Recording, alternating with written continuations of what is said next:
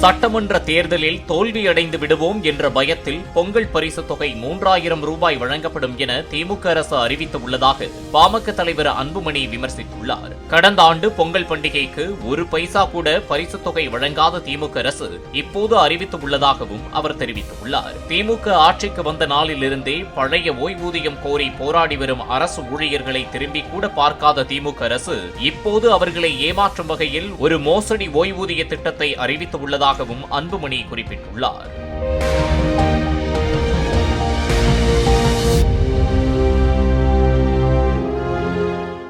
Play store மற்றும் app ஸ்டோரில் இருந்து பாலிமர் செயலியை QR கோடு மூலம் பதிவிறக்கம் செய்யுங்கள். செய்திகளை உடனுக்குடன் பெறுங்கள்.